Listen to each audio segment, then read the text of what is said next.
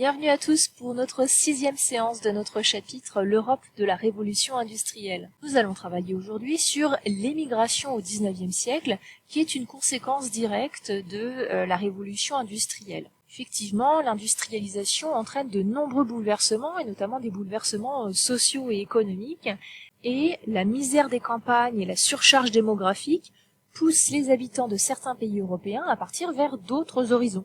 Donc, à la fin du XIXe siècle, l'Irlande et l'Italie, par exemple, vont alimenter une forte émigration. C'est ce que nous allons voir aujourd'hui avec la problématique suivante. Pourquoi et comment Italiens et Irlandais émigrent-ils au XIXe siècle? Vous allez pouvoir vous appuyer sur votre manuel, page 78-79.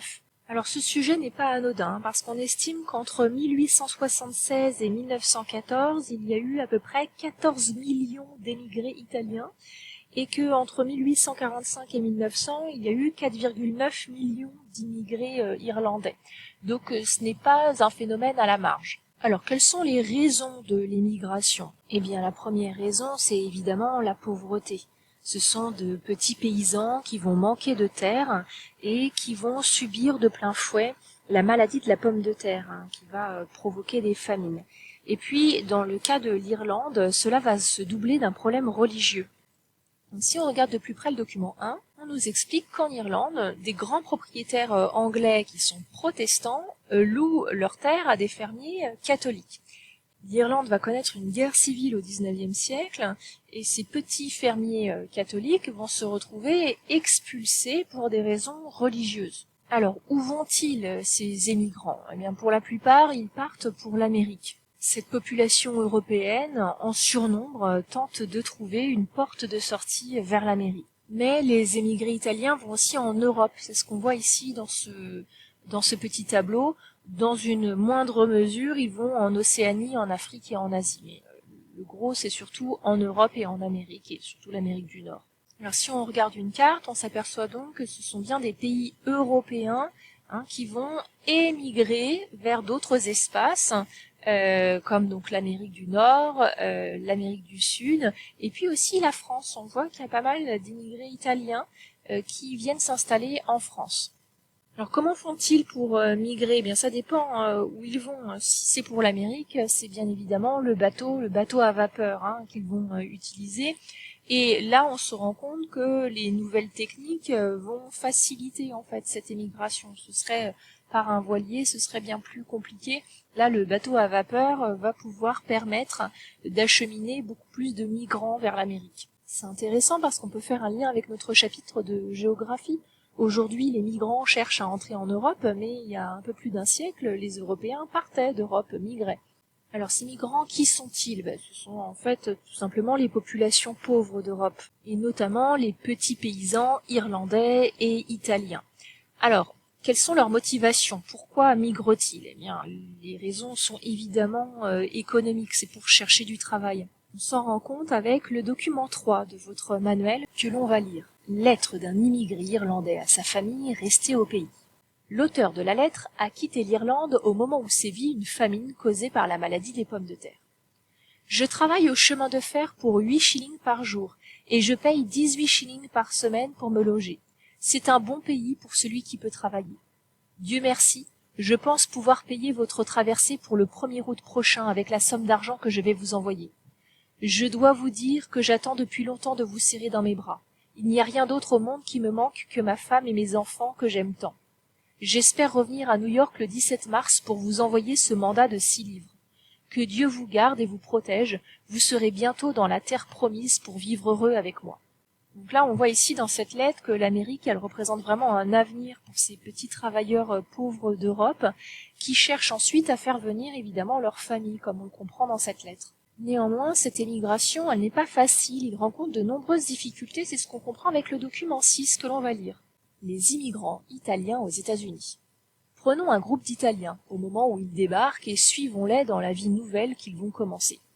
Ils arrivent de Naples, et, à l'entrée du port de New York, ils sont pris à bord de leur steamer pour être transportés, au moyen de grosses barques, sur l'île d'Ellis, où sont installés les bureaux de l'immigration.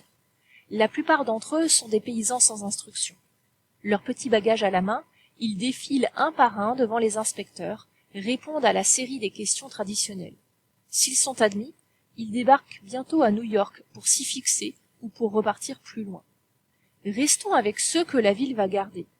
Dans la foule qui assiste à leur arrivée, ils reconnaissent un frère, un parent ou un ami qui est venu à leur rencontre, tombe dans ses bras et l'embrasse avec une naïve effusion. Mais ils ne connaissent ni la langue ni les usages du pays. D'après Lucien Delpont de Vissec, Revue Bleue, 1903. Alors ce témoignage, il est intéressant pour plusieurs raisons.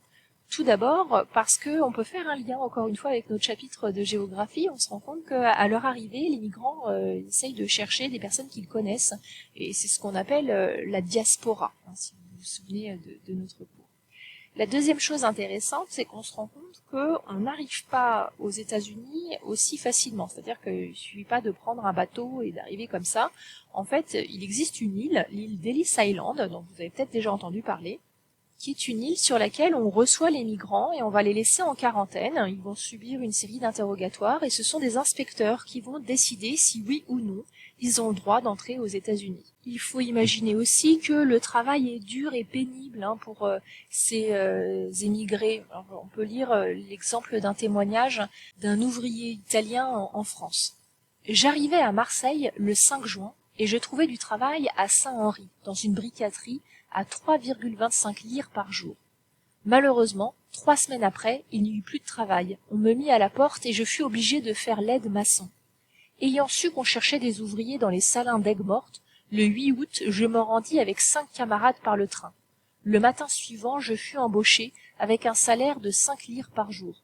Je travaillais à Péquet, dans une équipe de 150 ouvriers, dirigée par le bail Ciuti, un Toscan.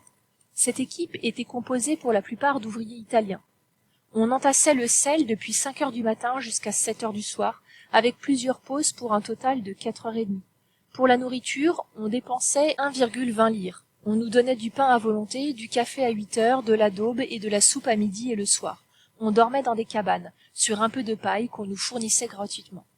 Témoignage cité dans Mort aux Italiens, 1893, le massacre d'Aigues-Mortes. Donc là, on comprend que le travail n'est pas évident, qu'il est pénible et qu'en plus, le salaire est très bas. Donc les conditions de ces immigrés est vraiment difficiles. Vous êtes prêts pour le QCM de la séance 5. Une fois que vous avez terminé, vous pourrez tout simplement recopier la leçon partie cours.